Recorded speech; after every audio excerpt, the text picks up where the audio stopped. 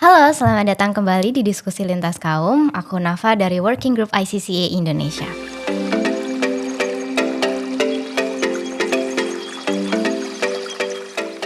Kita semua sudah tahu bahwa Indonesia ini dikenal sebagai negara yang kaya akan keanekaragaman hayati. Dan selama ratusan tahun, masyarakat adat dan komunitas lokal ini sudah lama menjaga keseimbangan antara manusia dan alam.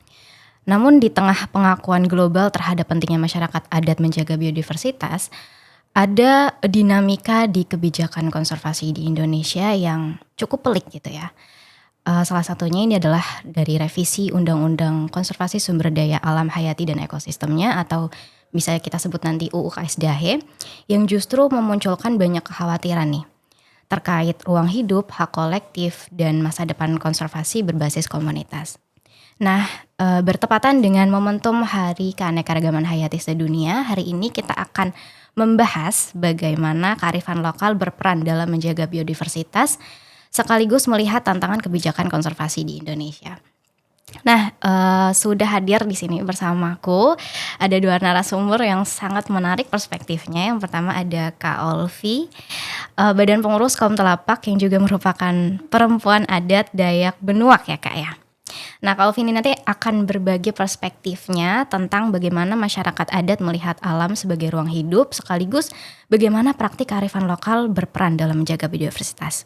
Nah, yang kedua ini ada Kakak Mega dari Working Group ICCA Indonesia yang nanti akan membantu kita melihat lebih dekat tentang konteks ICCA, biodiversitas, dan dinamika kebijakan konservasi. Khususnya ada catatan-catatan kritis tentang revisi UU KSDAHE tadi ya Kak.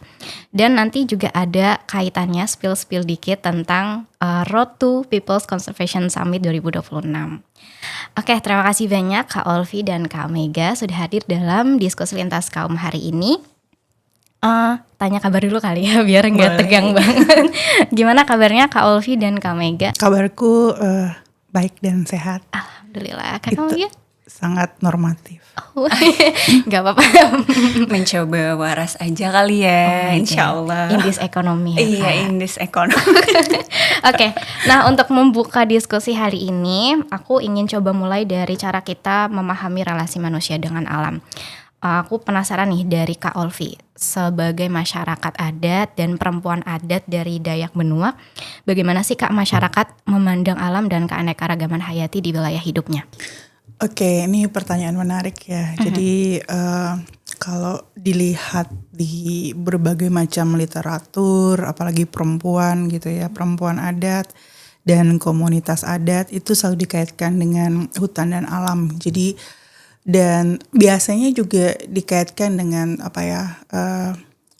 sisi ekonomi gitu. Padahal kalau dari kita gitu memandang itu antara masyarakat adat, perempuan adat, dan hutan, apalagi wilayah adat itu nggak ada yang namanya pemilik dan yang dimiliki.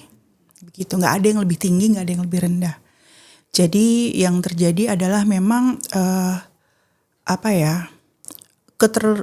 saling bergantung satu sama lain kalau bisa saya bilang gitu ya. Jadi untuk masyarakat adat sendiri, terutama perempuan adat, melihat bahwa hutan, alam, wilayah adat itu memang satu bagian yang gak terpisahkan dari hidup begitu. Jadi seperti hutan dan alam hadir, begitu juga masyarakat adat dan perempuan adat hadir di situ gitu. Jadi ruang pengetahuan, ruang belajar untuk beberapa komunitas, di situ juga ruang untuk sosial budayanya gitu, bicara terkait pengetahuan, makanan, kebijaksanaan begitu. Ada juga yang kemudian mengaitkan sisi kedekatan dengan Sang Pencipta juga di situ gitu. Jadi dalam konteks keberagaman untuk perempuan adat dan terutama masyarakat adat itu sesuatu yang nggak bisa dikompartemen gitu. Ya berarti yang aku tangkap masyarakat adat di sana itu memandang alam sebagai bagian dari kehidupan itu sendiri. Bagian dari keberlanjutan. Oke. Itu yang bisa aku bilang. Jadi siklus hidup gitu. Jadi alam itu adalah siklus hidup untuk masyarakat adat dan terutama untuk perempuan adat. Gak cuman kayak tempat untuk ngambil hasil dan makanan gitu doang ya Kak ya? Kak. Oke. Jadi nggak sesederhana fungsi-fungsi ekonomi yang diambil, dijual, dapat keuntungan gitu. Karena itu ada proses saling bergantungan gitu. Jadi dalam praktiknya perempuan adat dan masyarakat adat gitu ya, dengan alam dan wilayah adat gitu. Jadi ketika kita ngambil sesuatu, kita harus ngasih sesuatu gitu. Ngasih sesuatu dalam artian ya nggak kemudian dihabiskan begitu, tapi harus dirawat gitu, harus dijaga, dipastikan begitu, bahwa untuk memastikan dia itu tadi keberlanjutan dan terus menerus itu harus ada gitu. Makanya aku bilang tadi mutual, nggak cuman ambil tapi kemudian kita nggak ngasih gitu. Itu sih. Ada hubungan timbal baliknya di sana. Iya, itu yang harus diingat, harus ada hubungan timbal balik kalau mau keberlanjutan. Oke. Ini menarik banget. Nah, aku coba pengen tarik ke konteks yang lebih luas lagi untuk Kak Mega. Kalau melihat praktik di lapangannya, apakah pendekatannya seperti ini juga terlihat di wilayah ICCA di Indonesia? Ya, tentu sangat terlihat gitu ya, karena memang wilayah ICCA ini ataupun AKKM, Areal Konservasi Kelola Masyarakat, itu juga ada semacam keterhubungan yang juga kita tangkap gitu ya, dari proses dokumentasi secara partisipatoris, terus juga dari relasi sosial, terus juga sejarah ataupun budaya yang memang dianut oleh masyarakat adat dan komunitas lokal setempat gitu. Jadi itu yang menurutku juga sangat penting untuk tadi ya, kalau bicara soal keberlanjutan ataupun keberlangsungan itu tentunya sangat erat juga kaitannya dengan apa yang kita sebut sebagai keadilan ekologis gitu. Karena tidak hanya memastikan kebutuhan untuk saat ini doang gitu, tapi kita berbicara untuk kebutuhan anak cucu kita nih gimana nih nantinya gitu. Ataupun semacam kekerabatan gitu, soal dari rumah ke rumah ataupun dari desa ke desa itu juga yang ikut dirawat gitu. Dari soal keterhubungan ataupun keberlanjutan yang memang sudah terlembagakan gitu ya, bisa dibilang, meskipun tidak melulu soal lembaga secara formal gitu ya, tapi memang ada institusi ataupun nilai-nilai yang itu hidup dan masih dirawat secara terus-menerus gitu. Oke. Ini menarik banget. Berarti kalau misalkan yang aku tangkap itu, kalau kita ngomongin terkait praktik konservasi, biodiversitas, itu juga kita bicara juga tentang wilayah-wilayah yang dijaga oleh masyarakat adat di sana gitu ya. Ya. Oke. Nah, tadi kita udah coba bahas relasi antara manusia dengan alam. Sekarang aku penasaran nih di praktik nyatanya gitu ya. Karena seringnya kan kearifan lokal itu dianggapnya kayak udah ketinggalan zaman gitu kan. Itu cuman tradisi-tradisi lama gitu kan. Padahal di dalam kearifan lokal itu sendiri ada pengetahuan ekologis yang penting dan justru itu masih relevan di zaman sekarang gitu kan, masih sangat efektif digunakan. Nah, aku penasaran nih Kak Olvi, bolehkah diceritakan gimana sih praktik-praktik kearifan lokal seperti apa gitu yang dijalankan oleh masyarakat adat untuk menjaga alam? Yang kemudian yang bisa aku bilang bahwa alam kan nggak cuma bicara tentang keberlanjutan ya, tapi alam dan hutan untuk masyarakat adat dan khususnya perempuan adat itu menyimpan sejarah masa lalu. Gitu kan, sejarah masa lalu itu kemudian yang digunakan dan diadaptasi terus menerus oleh perempuan dan masyarakat adat begitu.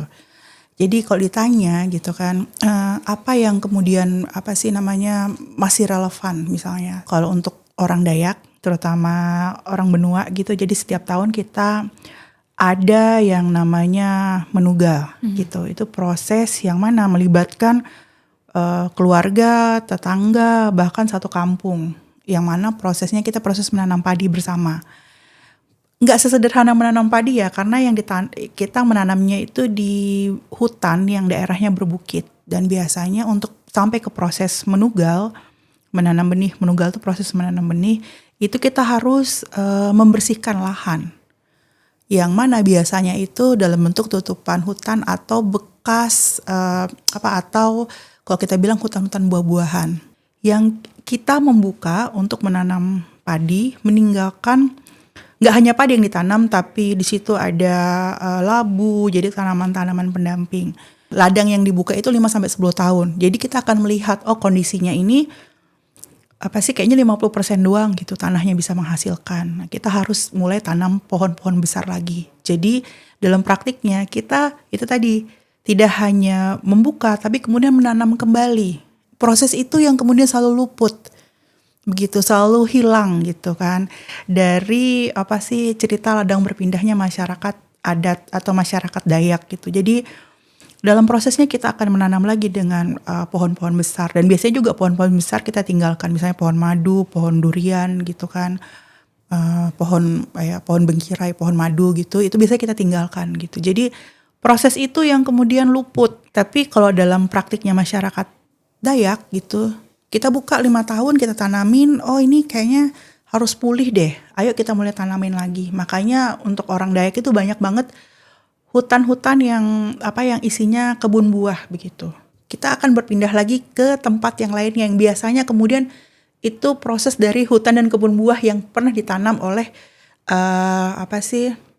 pendahulu atau leluhur atau orang-orang tua dulu gitu. Jadi sebenarnya ladang berpindah itu juga kita melihat konteksnya tuh adalah wilayah yang memang boleh dikelola. Ini yang harus diingat. Areanya di situ-situ aja sebenarnya. Iya, sebenarnya kalau bicara tentang wilayah adat gitu kan, misalnya awalnya di ujung kampung, misalnya wilayah kelolanya, terus nanti kita pindah, oh ini udah alamnya atau tanahnya sudah kurang menghasilkan begitu, tidak sampai rusak ya. Kita akan pindah ke ujung kampung sebelah utara atau ujung kampung sebelah selatan untuk memastikan keberlanjutan itu. Bahkan dalam praktik membakar aja ada cara-caranya, memastikan hanya titik situ saja yang terbakar. Begitu, jadi nggak akan terjadi kebakaran hutan atau apa, nggak akan menyebar gitu. Nggak akan menyebar gitu titik apinya. Dan itu melibatkan ini yang saya bilang bahwa mengelola wilayah adat, mengelola hutan itu bicara terkait pengetahuan dan pengalaman yang terus-menerus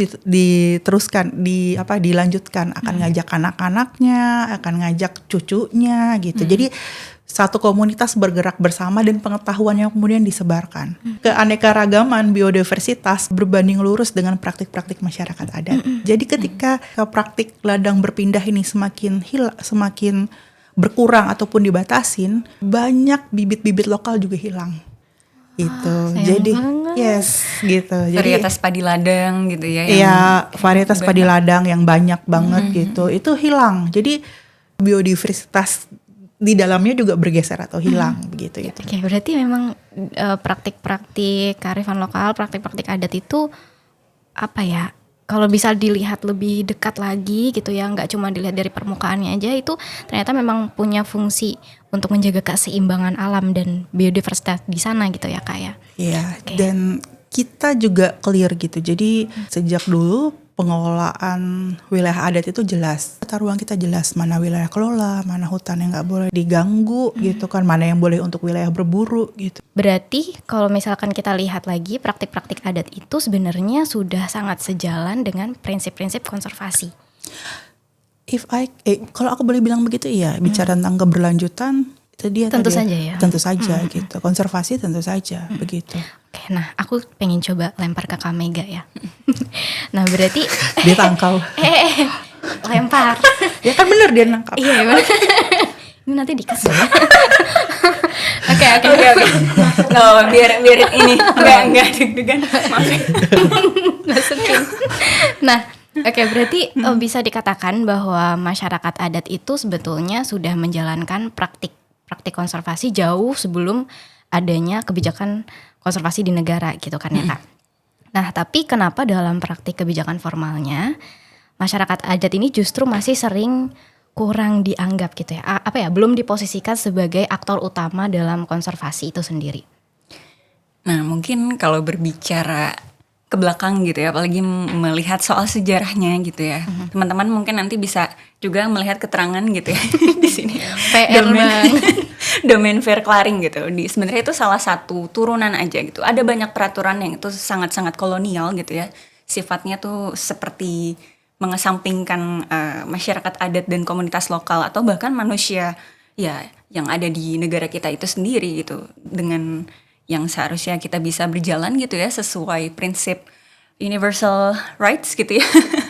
hak asasi manusia yang universal, tapi pada kenyataannya itu salah satu turunan yang menurutku juga agak tentunya berbahaya gitu, karena melihat tadi gitu, kalau berbicara soal kebijakan konservasi yang ada, tentu ada banyak progres, tapi juga ada banyak juga apa ya, semacam kejadian-kejadian seperti kriminalisasi, lalu juga perampasan hak ataupun perampasan wilayah kelola yang juga itu dilakukan atas nama konservasi gitu ya.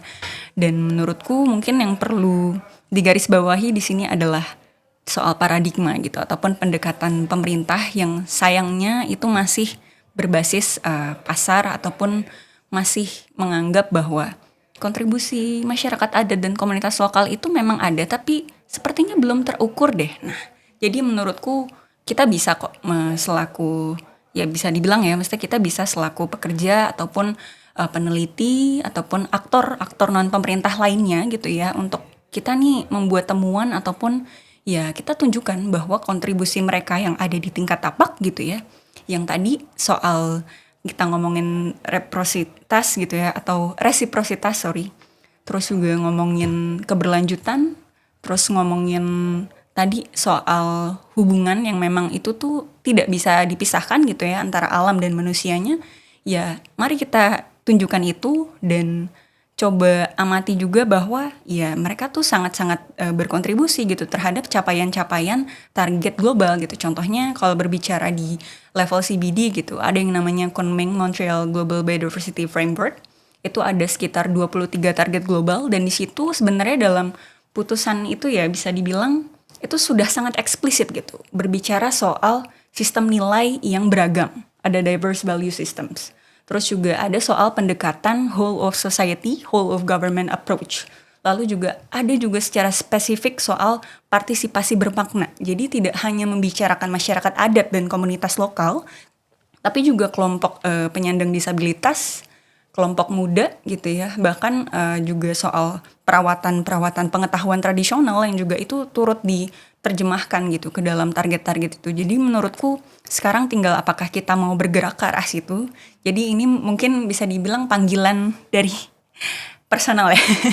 Maksudnya untuk kita bisa berubah dalam arti tidak lagi menggunakan paradigma yang usang gitu. Jadi menganggap bahwa mereka itu juga dalam posisi yang bisa loh mereka berkontribusi asalkan ada ruang, ada akses informasi, akses keadilan yang juga itu bisa diberikan kepada mereka, sehingga setiap kontribusi ataupun setiap kegiatan yang memang itu sifatnya keseharian gitu, soal menanam, berkebun, ataupun ya banyak lah ya sistem-sistem yang juga kalau misalkan di Kalimantan kan juga mengenal sistem tembawang. Jadi menurutku ada banyak sekali sebenarnya yang kita sebut konservasi, ya mereka sebutnya sasi, mereka sebutnya tembawang, mereka sebutnya awik-awik gitu dan lain-lain sebagainya. Jadi menurutku itu yang perlu diperkaya adalah soal paradigma, lalu juga soal ya apakah kita mau bergerak juga untuk mengakomodasi kebutuhan pemenuhan hak asasi manusia mereka gitu ya. Maksudnya yang itu tentunya harus dilakukan dulu gitu. Jadi reformasi secara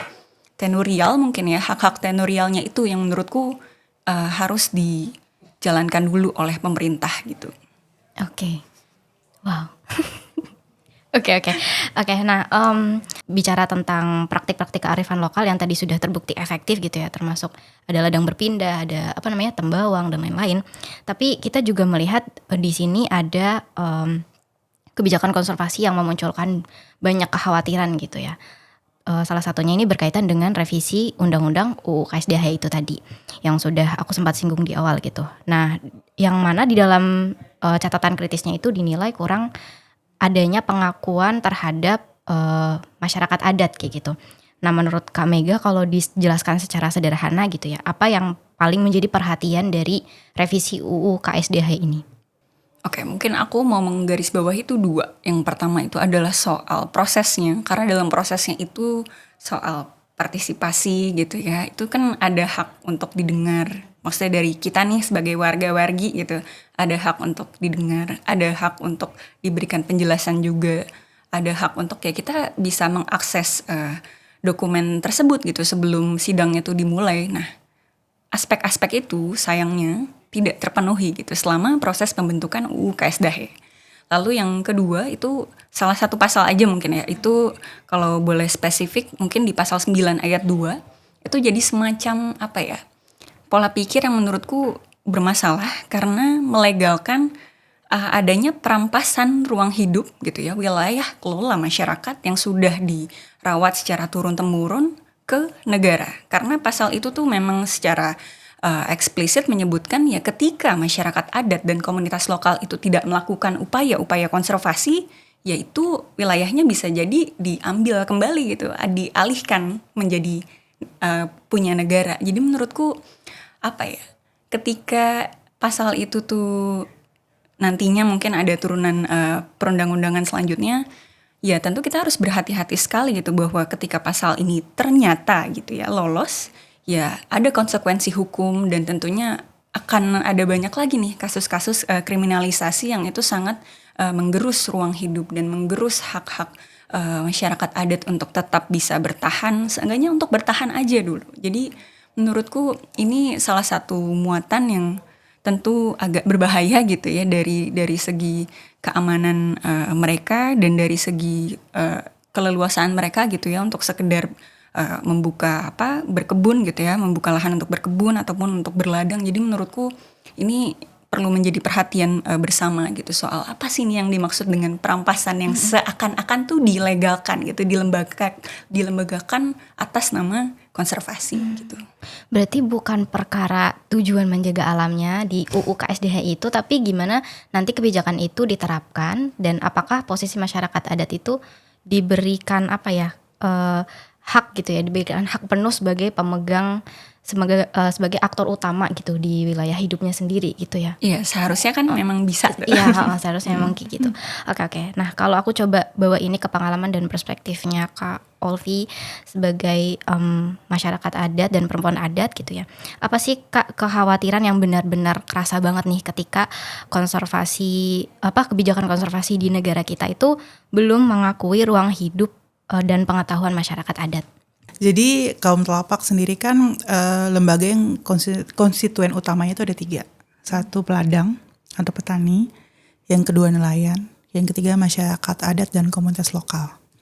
Nah, undang-undang ini KSDA ini akan semakin regulasi atau undang-undang atau tindakan yang kemudian mencerabut ruang hidup masyarakat adat dan komunitas lokal itu bisa disebut sebagai genosida. Bang Abdon suka sekali bilang begitu ya di beberapa statementnya dia. Jadi kurang lebih sama. Ini nggak cuma bicara terkait wilayah masyarakat adat, tapi juga wilayah pesisir. Koreksi aku kalau aku salah ya, karena juga mengatur ke situ juga kan undang-undang ini kan. Benar nggak sih? Iya ada soal, ya nggak secara eksplisit soal pesisir sih, tapi ada sumber daya alam. Sumber daya alam pada umumnya gitu. Jadi nggak kebayang gitu kemudian masyarakat adat dan komunitas lokal kemudian tidak diakui lagi perannya sebagai penjaga ekosistem gitu. Karena dalam praktiknya yang memastikan keanekaragaman hayati terus ada juga kan masyarakat adat komunitas lokal gitu yang baik di pesisir atau nelayan deh, salah satu konstituennya kaum telapak. Mereka jelas ada batasan wilayah tangkap, ukuran ikan yang boleh ditangkap kayak gitu kan, praktik yang nggak boleh merusak karang karena tahu bahwa karang itu bagian dari proses ekosistem agar ikan-ikan terus ada gitu. Kebayang nggak gitu kan? Itu kemudian nelayan masyarakat adat nggak dikasih ruang lagi.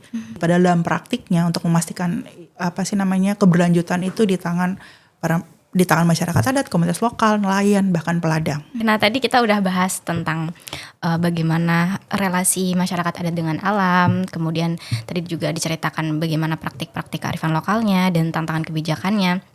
Nah, sekarang aku pengen masuk ke hari ini, ke momen Hari Keanekaragaman Hayati Dunia.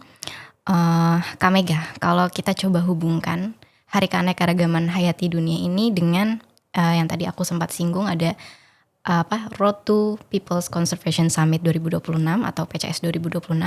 Menurut Kak Mega, apa sih pesan penting yang ingin didorong terkait biodiversitas serta peran masyarakat adat dalam konservasi? Ya, mungkin kurang lebih 3. Jadi tentu tadi ya ngomongin paradigma ataupun pendekatan yang memang sepertinya ini sudah semakin belak-belakan ya kita lihat dan kita rasakan gitu di kondisi saat ini gitu ya. bagaimana ugal-ugalannya sistem yang bekerja ya. Tapi terlepas dari itu semua, tentu ini juga adalah kesempatan yang pertama adalah untuk mendekolonialisasi lagi soal pandangan kita ataupun pendekatan kita dalam melakukan upaya-upaya yang kita sering bilang ini konservasi. Konservasinya untuk siapa sih? Atau ada gak sih keadilan yang juga ikut diarus utamakan dalam upaya konservasi itu? Atau lagi-lagi kalau berbicara relasi kuasa juga, ya jangan-jangan ada semacam keterputusan soal tadi berbicara relasi kuasa. Tentu mungkin ada yang dominan, ada yang tertekan. Nah itu yang mungkin harus kita dudukkan gitu secara adil. Jadi untuk siapa konservasi ini berjalan dan bagaimana dalam prosesnya konservasi ini tuh bisa mensejahterakan tidak hanya ekosistemnya tapi juga manusianya gitu. Jadi ada keberlanjutan juga yang harapannya tuh tetap bisa dirawat gitu dari upaya-upaya ini. Ataupun pendekatan yang tadi ya, ada unsur konservasi berbasis hak asasi manusia. Dan yang kedua itu juga kalau ngomongin target global ataupun IPSAP ya, kalau di Indonesia, Indonesian Biodiversity and Strategy Action Plan itu ada target yang juga spesifik ngomongin soal partisipasi bermakna, yaitu target 17. Dan di sini juga ada beberapa kelompok aksi gitu ya. Salah satunya juga ada kelompok petani, kelompok masyarakat adat ataupun komunitas lokal yang harapannya bisa ikut mengawal target 17 ini. Karena ngomongin partisipasi bermakna tentu kita tidak hanya berbicara lagi soal daftar hadir atau di foto bareng saat audiensi, tentu lebih dari itu. Kita harus melampaui itu gitu. Jadi bagaimana memastikan upaya konservasi ini yang ada di daerah-daerah itu bisa berjalan dengan melibatkan aktor-aktor seperti masyarakat adat dan komunitas lokal ataupun data-data penelitian yang itu sifatnya tentu juga sangat berkontribusi terhadap pengkayaan tadi gitu ya, soal keilmuan yang juga ada unsur kearifan lokalnya, pengetahuan tradisionalnya. Jadi menurutku memperkaya pengetahuan ataupun yang kita sebut science ini juga penting gitu, karena banyak juga studi gitu. Salah satu yang juga dilakukan oleh WGII gitu ya. Dan ada banyak lembaga-lembaga lain juga. Contohnya kayak di 2021 itu aku ingat banget ada satu studi ini jadi kumpulan gitu. Jadi dia tuh meneliti 169 studi gitu ya, ngomongin soal gimana sih efektifnya peran si masyarakat adat dan komunitas lokal dalam konservasi. Nah di situ tuh ternyata keberhasilan dan juga efektivitas yang dilakukan masyarakat adat, padahal mereka juga tidak secara gamblang menyebutnya ini aksi konservasi ataupun perlindungan tanaman tertentu gitu ya, spesies tertentu tuh tidak, tapi itu terbukti berhasil dan jauh lebih efektif dijalankan ketika dilakukan oleh lembaga-lembaga dari eksternal gitu. Jadi menurutku peran itu yang juga harus utamakan dan tentunya juga mungkin diukur juga gitu ya secara kuantitatif ataupun kualitatif, tentunya dengan mendudukan mereka ya sebagai pemangku hak gitu ataupun pemegang pengetahuan itu sendiri. Jadi ibaratnya kesempatan untuk kita juga mungkin mengenalkan, oh ada nama-nama lokal loh dari aksi konservasi ini ataupun dari spesies tanaman ini gitu. Lalu yang ketiga juga ini semacam undangan lintas sektoral juga, karena kita tahu betapa pentingnya keilmuan ataupun akademisi gitu ya untuk memperkaya dan membuktikan juga bahwa aksi konservasi ataupun aksi perlindungan yang dilakukan oleh masyarakat adat dan komunitas lokal itu ya teruji efektif dan terbukti ya berhasil gitu, karena banyak juga laju deforestasi yang itu terbukti menurun gitu. Banyak data-data ataupun dari Kementerian Kehutanan juga kalau nggak salah itu sekitar 30-50% laju deforestasi di dalam wilayah yang dikelola oleh masyarakat adat dan komunitas lokal itu ya berkurang. Jadi menurutku ya butuh apa lagi nih gitu. Jadi mohon maksudnya yuk kita bisa kok berpindah dari yang tadinya tuh mengutamakan semacam transaksional jadi ke relasional gitu. Menghargai adanya hubungan, menghargai adanya pusat tadi ya intelektual, terus juga pusat pengetahuan, terus juga spiritualitas yang itu tuh ada gitu di kebunnya masyarakat, di lahannya masyarakat, di sungai-sungai di sekitar mereka ataupun hutan-hutan dan wilayah lainnya. Jadi menurutku itu yang harus kita akui, kita hormati gitu ya, dan insya Allah kita lanjutkan. Berarti artinya PCS ini People's Conservation Conservation Summit Summit, ini bukan hanya sebagai ruang pertemuan aja, tapi memang ruang untuk memperkuat suara masyarakat adat dan komunitas lokal. Nah, kalau dari POV Kak Ulfi, asik. POV Kak Ulfi ini harapannya apa Kak terhadap ruang dialog semacam ini, semacam PCS ini? Suara seperti apa yang menurut Kakak ini penting untuk dibawa dalam agenda konservasi ke depannya? Masyarakat adat dan komunitas lokal itu sekurang-kurangnya dilihat bukan ancaman kayak gitu, karena pada hakikatnya masyarakat adat dan komunitas lokal yang memastikan keberlanjutan itu ada. Jadi yang mau aku bilang bahwa laut, hutan, sungai itu bukan ekosistem yang terpisah gitu. Seperti kami percaya bahwa hulu ke hilir itu keberlanjutan, begitu juga ekosistem gitu. Jadi hulunya adalah hutan, hilirnya adalah laut. Jadi sekurang-kurangnya di summit itu, di pertemuan itu bisa memahamkan bahwa konservasi nggak bisa lepas gitu dari masyarakat dan komunitas lokal, bahwa kitalah yang memastikan keberlanjutan itu terjadi gitu. Itu sih. Lalu yang kedua, aku nyontek. Jadi yang kedua ini pesan sponsor, nggak pesan sponsor sih. RUU Masyarakat Adat itu udah mandek ya, 15 tahun lebih. Dari 2010, betul. Yes. Jangan. Bagaimana memastikan pengakuan dan perlindungan hak masyarakat adat gitu terjadi gitu. Jadi agar ada pemastian untuk melindungi. Jadi undang-undang KSDAE itu nggak akan bisa berjalan tanpa disahkannya RUU Masyarakat Adat. Jadi minta tolong banget gitu, siapa tahu di summit itu bisa terjadi gitu. Yang ketiga, kalau bicara keadilan ekologis itu nggak akan bisa terjadi tanpa partisipasi. Jadi please masyarakat adat, komunitas lokal, nelayan, petani itu bukan entitas yang terpisah gitu. Jadi partisipasi bermakna. Aku sepakat katanya Mega, bukan hanya sekedar centang ticking the box gitu kan, bukan ticking the box atau just got some pictures gitu, tapi dari awal sampai akhir, sampai hasil, sampai implementasi harusnya ada di situ gitu sebagai aktor utama. Untuk teman-teman generasi muda, yuk kembali ke akar, kembali ke asal gitu, dilihat lagi gitu. Ada pengetahuan dari dari leluhurmu gitu, dan itu mengalir di DNA-mu. Jadi kalau mau sama-sama memastikan bumi kita layak ditinggali, keputusannya di tangan kalian. Itu sih. Terima kasih. Oke, cakep sekali. Oke, aku mau coba untuk kasih rangkuman kali ya. Berarti ini ya, dari percakapan kita hari ini kita tuh bisa belajar bahwa masyarakat adat dan komunitas lokal itu bukan hambatan, bukan ancaman dalam konservasi gitu. Justru mereka ini adalah penjaga utama biodiversitas yang udah merawat alam, merawat keseimbangan antara manusia dengan alamnya itu melalui pengetahuan lokal, praktik adat, dan relasi yang kuat gitu, yang hidup bersama di wilayahnya. Nah, karena itu penting bagi kita untuk melihat konservasi secara lebih adil, secara lebih inklusif, karena konservasi itu nggak cukup hanya bicara mengenai kawasan, spesies, atau kebijakan gitu ya, tetapi juga harus mengakui hak, pengetahuan, dan peranan masyarakat adat dan komunitas lokal untuk menjaga alamnya.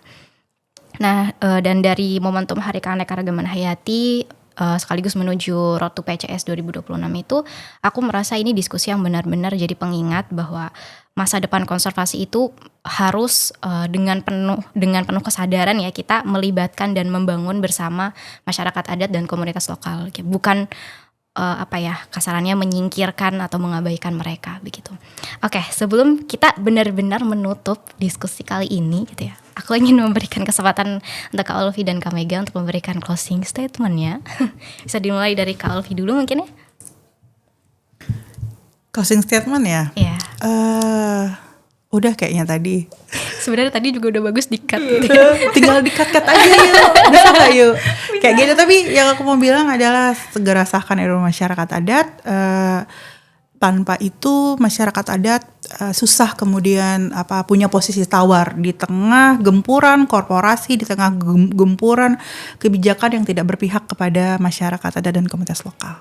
Oke, terima kasih Kak Ulfi. Silakan Kak Mega. Ya, mungkin ya boleh sedikit ambil data ya dari teman-teman dan hasil policy brief gitu soal revisi UU KSDH ini. Tapi mungkin kita bisa melihat kok bahwa ini nih dari teman-teman JKPP itu sebenarnya udah memetakan nih dari UU 590 itu ternyata ada 5 juta hektar ya wilayah yang itu berkonflik dengan yang pemerintah sebut sebagai kawasan konservasi. Dan menurutku ini bisa jadi nanti akan berkembang ketika kita tidak mampu mendudukan mereka sebagai aktor utama dalam upaya konservasi itu sendiri. Karena ini lagi-lagi panggilan juga buat kita ya, maksudnya sebagai aktor non pemerintah juga. Ayo kita sama-sama terjun dan kita buktikan gitu bahwa setiap laku ataupun setiap pengetahuan yang memang itu sudah dirawat secara turun-temurun gitu ya, itu ada kontribusinya dan ada relasi sosial, ada memori kultural yang itu sangat-sangat bermanfaat gitu ya, termasuk untuk kelestarian keanekaragaman hayati itu sendiri. Jadi menurutku ini nggak bisa lagi untuk kita bilang bahwa saatnya konservasi berbasis HAM. Oke. Ya, itu aja. Terima kasih. Nice. Oke, terima kasih banyak Kak Ulfi dan Kakak Mega. Terima kasih Kak cerita Mega. pengalamannya dan harapan-harapannya pada hari ini. Oke, terima kasih banyak Kak Ulfi dan Kak Mega untuk cerita pengalaman dan refleksinya pada hari ini. Dan terima kasih juga untuk teman-teman yang menonton Diskusi Lintas Kaum episode ketiga ini. Jangan lupa untuk selalu mengikuti kanal media sosialnya WGI dan Kaum Telapak. Nanti minta tolong dari sini ya editor untuk diskusi dan informasi menarik lainnya. Oke, sampai jumpa lagi. Aku Nafa pamit undur diri. Sorry. Undur diri gitu. Oke, terima kasih. Sampai jumpa lagi. Dadah. Dadah.